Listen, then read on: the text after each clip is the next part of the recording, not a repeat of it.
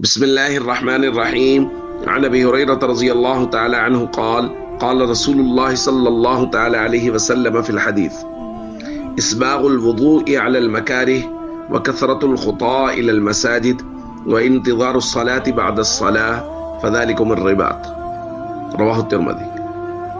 نبی کریم صلی اللہ علیہ وسلم نے ایک مرتبہ صحابہ کرام سے فرمایا: الا ادلکم علی ما یمحو اللہ بہ الخطایا ویرفع بہ الدرجات، کیا میں تمہیں ایسی چیزیں نہ بتاؤں جن سے اللہ گناہوں کو مٹاتا اور درجات کو بلند کرتا ہے؟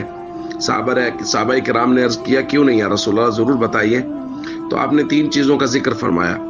نمبر 1، اسباغ الوضوء علی المکارہ، ناگواری کے باوجود مکمل وضو کرنا۔ نمبر 2، وکثرۃ الخطا الی المساجد، مساجد کی طرف زیادہ قدم اٹھا کر آنا۔ نمبر 3، انتظار الصلاۃ بعد الصلاۃ، ایک نماز کے بعد دوسری نماز کا انتظار شروع کر دینا۔ اور حضور نے فرمایا یہی حقیقت میں سرحد کی پاسبانی ہے۔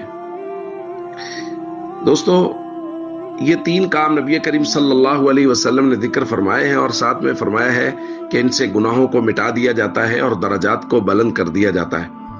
اور فرمائیے کہ ان تینوں چیزوں کا تعلق نماز سے ہے۔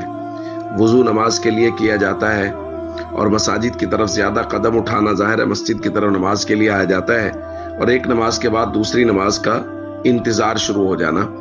تو نماز چونکہ ارکان اسلام میں سے سب سے بنیادی رکن ہے، یعنی کلمہ شہادت کے بعد یہ سب سے بنیادی رکن ہے، اس لیے اس کی اس قدر تاکید فرمائی ہے کہ جو نماز پڑھے گا ظاہر ہے اس کے گناہ معاف ہو جائیں گے، جیسا کہ قرآنی اصول ہے: ان الحسنات یذھبن السیئات، جو نیکیاں کرتا ہے تو نیکیاں گناہوں کو مٹا دیتی ہیں، اور اس کے ساتھ ساتھ درجات کو بھی نماز کے ذریعے سے بلند کیا جاتا ہے۔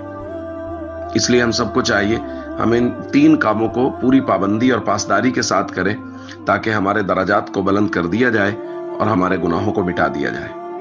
السلام علیکم ورحمۃ اللہ وبرکاتہ۔